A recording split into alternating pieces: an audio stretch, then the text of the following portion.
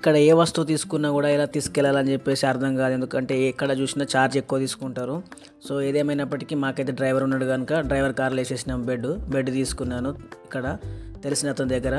So ఇప్పుడు bed తీసుకొని బయలుదేరినాం duty అయిపోయిన తర్వాత ఇక ఫర్వానియాకి వచ్చేసినాము. కార్ పార్కింగ్లో పెట్టేసి ఏదైనా బెడ్ తీసుకుని పైకి వెళ్తాను. సో మా అపార్ట్మెంట్లో ఎక్కువ తలబాత్ వాళ్ళకు రెంట్ ఇచ్చినారు.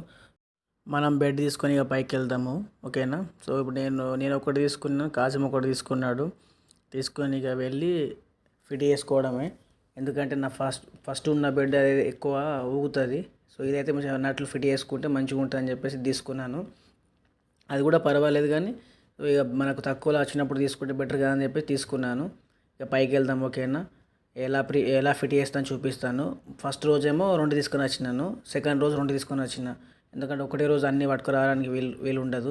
మళ్ళీ మేము కూడా కూర్చోలే కదా. ఇప్పుడు తీసుకొని ఆ పైకి వెళ్తాం అపార్ట్మెంట్ లోపలికి.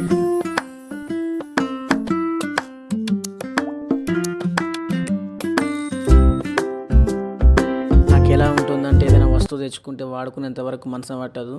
సో తొందరగా వెళ్ళి బెడ్ ఫిట్ చేసుకొని తర్వాత ఉన్న బెడ్ని తీసేద్దామని చెప్పేసి అనుకున్నాను. సో తీసుకెళ్ళి దీన్ని హాల్లో పెట్టి దాన్ని ఫిట్ చేద్దామని చూసినాను. సో ఇప్పుడైతే ఇది మాది హాలు. ఇంకా మన రూమ్ చూపిస్తాను. రూమ్లోకి వెళ్దాం పదండి. ఇక రూమ్లో అయితే సాగర్ పడుకొని ఉన్నాడు. ఈ రోజు డ్యూటీకి రాలేదు. ఇది సాగర్ బెడ్. నా బెడ్ ఇటు సైడ్ ఉన్నది. నా బెడ్ వచ్చేసి ఇది సెకండ్ పార్ట్లో మీకు అర్థమవుతుంది. ఈ బెడ్ నేను ఇప్పేసిన తర్వాత అసలైన కథ స్టార్ట్ అయింది. సో ఇది సెకండ్ వీడియోలో చూపిస్తాను మీకు, ఓకేనా.